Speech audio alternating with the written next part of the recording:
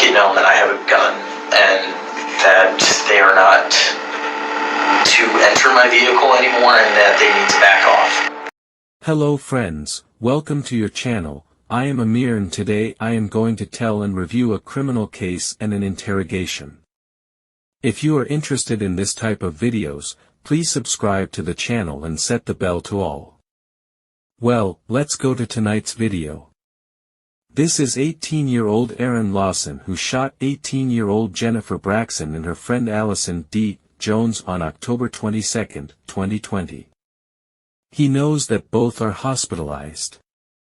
In the interrogation room, when the first interrogator enters the room, he leaves the door slightly open for Aaron to feel a little more comfortable. But basically he is waiting for his colleague to come and start the interrogation. This is my partner Mitchell Kelly. Mitchell, Aaron Mitchell. Okay. So, I think the story really starts about a day ago. Roughly 24 hours, probably give or take a few or 3 or so hours. So the woman with the face tattoo, her and I met on Snapchat. I forget exactly how. It's been a while, but what's her name? Deadly Baddie is the nickname of a girl that Aaron meets in cyberspace like any other person we meet in cyberspace, but this one seems to be a bit more complicated. Really, she just wanted to hang out. She said she was bored, and I was like, I am as well, so we could do something. She wanted to go to Pensacola, so today, earlier in the morning, we were making plans to hang out tonight, and she didn't respond for a few hours, 11 or 10 this time. I went over to a friend's house who I had also just met off of Tinder. So I left there about 12, and the woman with the face tattoo texted me and said, hey, I'm heading back from the beach. If you want to hang out, we still can. And I said, yeah, sure, sounds good. She said, hey, is it cool if my friend comes along? The strangeness of this part of the story is related to this lady. The girl whom Aaron introduces wearing a yellow hoodie. Well, the question is, when you don't know someone, how do you take them in a car so easily? I said, where to? They told me to go to the boat dock. I didn't know where that was. They gave me directions exactly where to go. Throughout the ride, they made numerous comments on, oh wow, this is a really nice car. What year is it? What make is it? What model? The main story starts here. It starts with these questions about the car. Well, why should two girls ask so many questions about someone's car that they don't even know? I drive to the boat dock. I park there. I get out of the car, walk over here with them. My pain in my foot gets too much, and I need to go to the ER. So I say, hey, I need to go to the ER now. I'm sorry to cut it so short, but they're like, now, were you saying that as an excuse, or were you saying it because it truthfully was uncomfortable, mainly because they kept inquiring about my car, and honestly, whenever so we get in the car, I pull out back onto the highway, and then the girl with the face tattoo says, hey, I left my Juul charger. I'm like, okay, you can go get your charger, and they're like, okay, we need to be real with you. They say, quote unquote, we run a business. I felt like what eventually did happen was about to happen. They told me that the girl in the yellow hoodie had a gun and that I needed to get out of the car, and I was scared, so I did. I took the keys out of the ignition, and she said, no, leave the keys. At that point, I was 100% sure that they were going to take my car. So they say, listen, back up, and we're going to be taking your car. I get on my phone, guys, and the face tattoo lady gets out and she puts her hand out and says, "Yeah, I'm gonna need your phone now.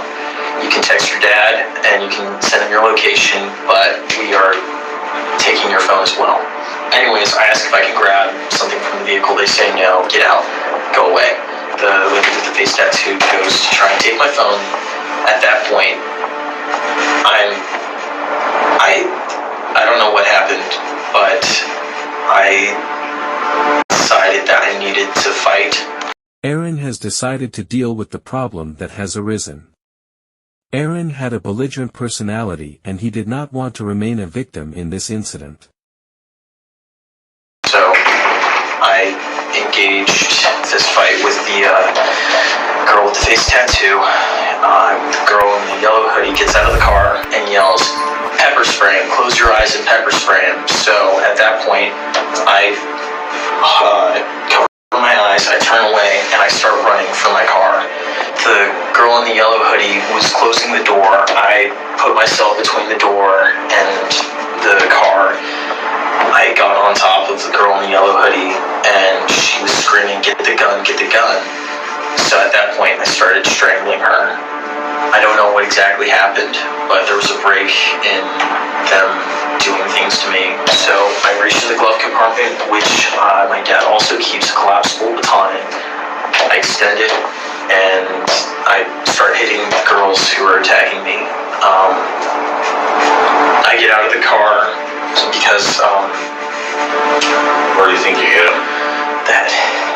The girl in the yellow hoodie says, "Get the gun, get the gun, get the gun." And the girl with the face tattoo turns around and starts heading for the passenger, right over here, the back right passenger side. So at this point, that's where I believe the gun is, because that's where the woman in the yellow hoodie was sitting. And at this point, I go into, my dad has an RFID chip, key, and a code for the safe.